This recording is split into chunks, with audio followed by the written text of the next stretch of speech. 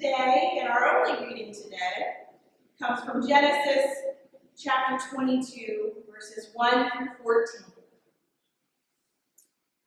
After these things, God tested Abraham, and he said to him, Abraham. And he said, Here I am. He said, Take your son, your only son, Isaac, whom you love, and go to the land of Moriah, and offer him there as a burnt offering on one of the mountains that I shall show you. So Abraham rose early in the morning, saddled his donkey, and took 2 of his young men with him, and his son Isaac. He cut the wood for the burnt offering and set out and went to the place in the distance that God had shown him. On the 3rd day, Abraham looked up and saw that place far away. And Abraham said to his young man, Stay here with the donkey. The boy and I will go over there. We will worship, and then we will come back to you. Abraham took the wood of the burnt offering and laid it on his son Isaac, and he himself carried the fire and the knife. So the 2 of them walked on together. Isaac said to his father Abraham, Father! And he said, Here I am, my son. He said, The fire and the wood are here, but where is the lamb for the burnt offering? And Abraham said, God himself will provide the lamb for the burnt offering, my son. So the 2 of them walked on together. When they came to the place that God had shown him, Abraham built an altar there. He laid the wood in order, and he bound his son, Isaac, and he laid him on the altar on top of the wood. Then Abraham reached out his hand and took the knife to kill his son, Isaac. But the angel of the Lord called to him from heaven and said, Abraham, Abraham. And he said, Here I am. He said, Do not lay a hand on the boy or do anything to him. For now I know that you fear God, since you have not withheld your son from me. And Abraham looked up and he saw a ram caught in the thicket by its horns.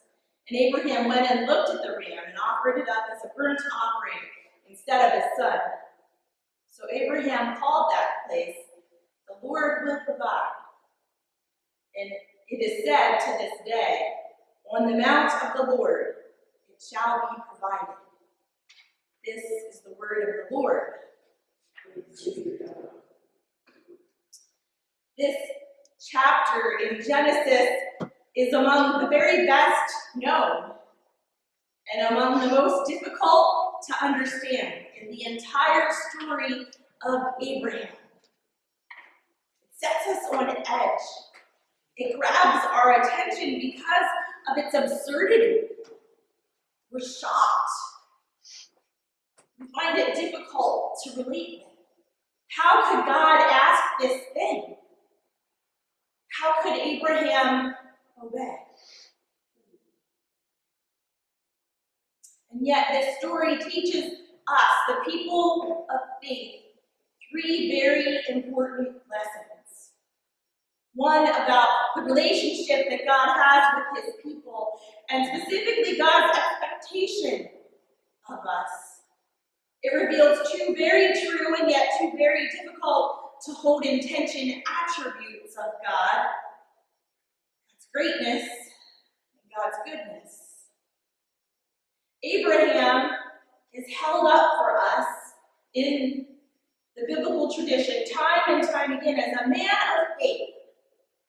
That faith is credited to him as righteousness. And yet when we hear this story, faith doesn't sound like righteousness. And so we have to dig a little deeper underneath the surface. We see this faith of Abraham and his obedience at work in this text. Abraham is addressed 3 times in today's story. First by God, then by his son, and third, by an angel of God. Abraham is attentive. He's listening. He is listening for the voice of God at all times, and he responds immediately and faithfully when he hears the voice. Let's look a little deeper at those three exchanges to see how this happens. Verse 1, when God first addresses Abraham, we read, "After these things, God tested Abraham. He said to him, 'Abraham.' And Abraham says, everybody say it with me, 'Here I am.'" He's attentive. He's listening for God to speak to him, even in the middle of his tent, in the middle of the desert, wherever they happen to be in this moment. Abraham is listening, and he responds to God. God says, "Take your only son and offer him up as a burnt offering." And what happens next? Abraham rises up early in the morning and goes about meeting God's command. He doesn't drag his feet. I know I sure would have. He doesn't give it some thought, try to figure out what could God possibly be up to with this strange request. He doesn't try to reconcile the promise that he has with this command. Abraham responds immediately and faithfully. Without questions, he prepares for a journey and he leaves at first light. That's obedience. That's faithfulness. The second exchange that we see happens when Isaac says to his father, "Father."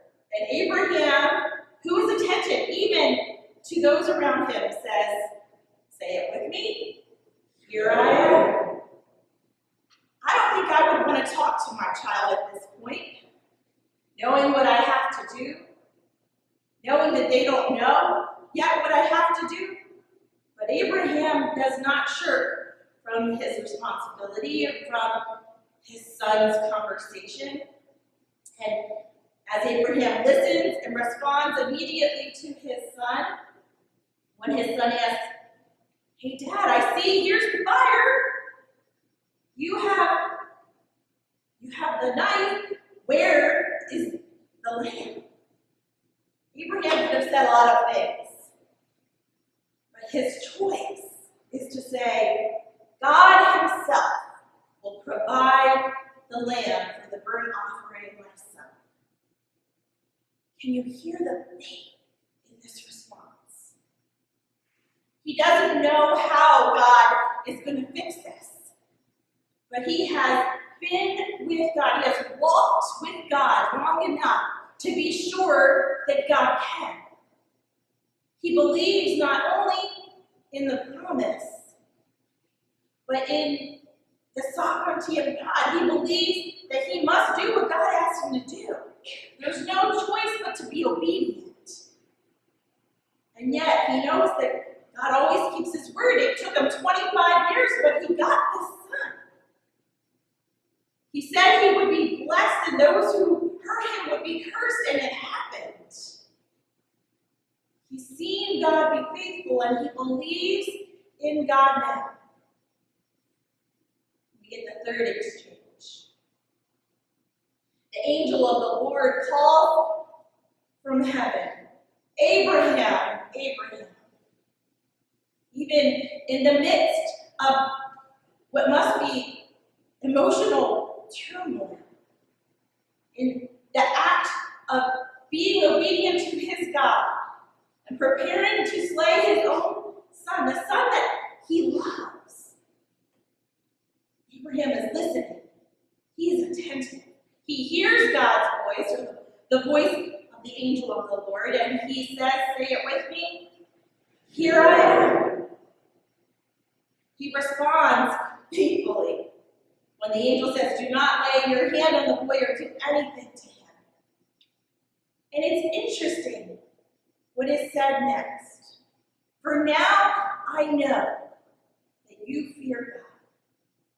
you did not withhold from me your only son, that thing which matters most to you. Nothing was off limits to your God. Abraham has come to a place of complete trust in God.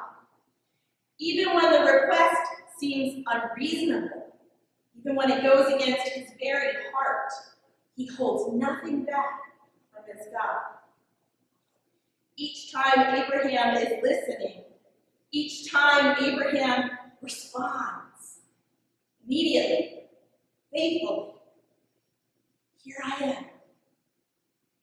This is what God wants from his people. This is why Abraham is held up as an example of faithfulness. This is why it's credited him as righteousness, because he's setting an example. This is what it means to be obedient to God. But this text also teaches us two things about God. Two important truths that need to be held together in tension. They seem to go against one another, and yet they are both very true. This isn't a phenomenon that we're not familiar with. We recognize this in relationships all the time. Here's an example from an article in Psychology Today. If I'm in a relationship in some way with you, I can be fully committed to you and also be free to be myself. These things seem to be opposite, and yet they are both true. We hold them together in tension. I can be generous to you and still care about myself. I can be powerful and still be vulnerable. I can be a risk taker and still be cautious and calculating. I can be cooperative with your plan and still be true to my own beliefs. I can be frightened, but still committed to making change. I can admire your gifts and still be aware of your weaknesses. I can be responsible and cautious and still be spontaneous. I can be angry at you and still deeply love you. Anybody who has some kids knows about that. I can be flexible and yet not stretch too far. I can reject some of your behaviors and still love who you are. I can be aware that trouble is coming and still have hope for the best outcome. I can be aware of my own weaknesses and still honor my own strengths. I can be in disagreement with your ideas and still respect your truths. I can be in the mystery of not knowing and still hold a vision for the future.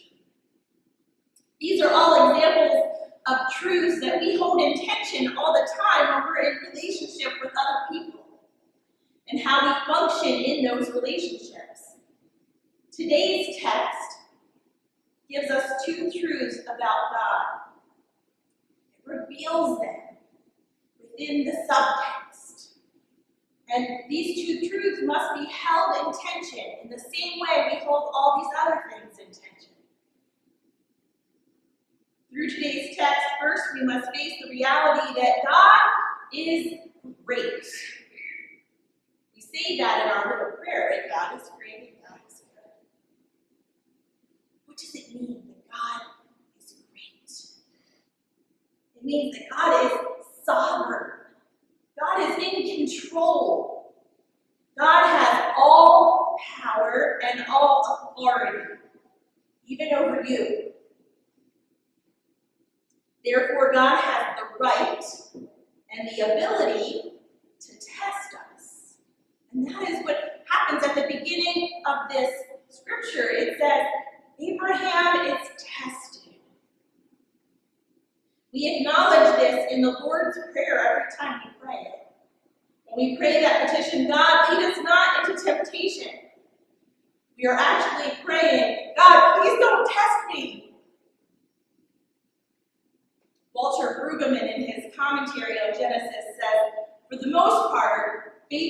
people cringe at having to decide, do we believe in God or don't we?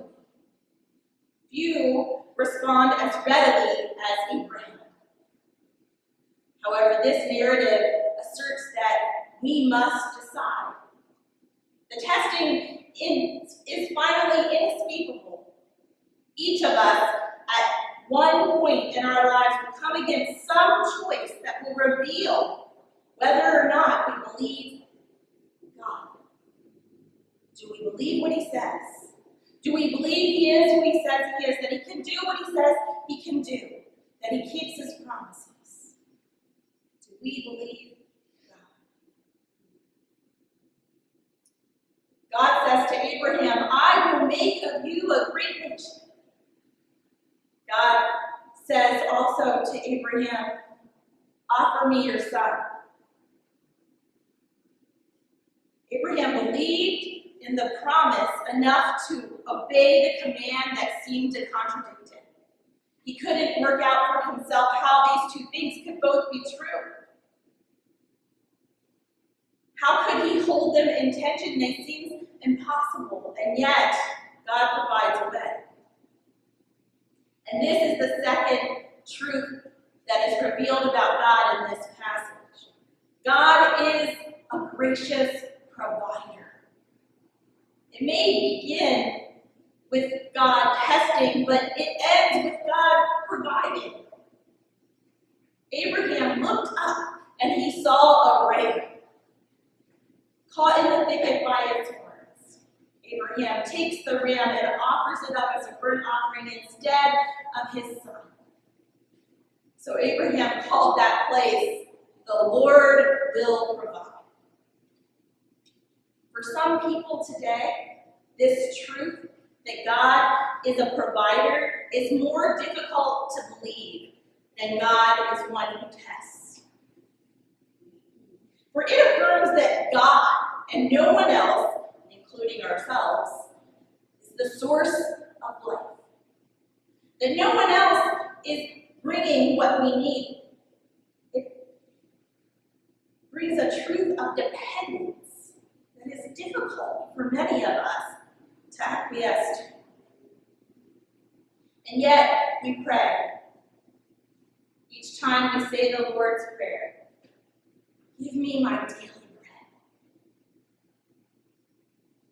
This acknowledges God as the provider.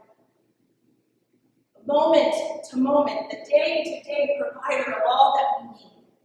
When we pray that prayer, we're acknowledging, God, you have the right to test me, but please don't. You are the provider. These truths that are revealed in this text about God tell us the same God who set the test in his sovereignty is the one who resolves the test in his graciousness. God is great, unbelievably, awesomely, fearsomely great. God is good. Both of these things are true. We have seen God's grace in our lives. We have seen God provide for us through the scriptures, through our own lives and examples. And faith is the readiness to answer this strange contradiction of God. Faith says yes to the command that a sovereign God gives. One that God expects and deserves us to act to in obedience. And faith says yes to the promise, recognizing the grace-filled provision of God. Friends, our God is great, and our God is good. Let us listen for our God. When we hear him, let us respond immediately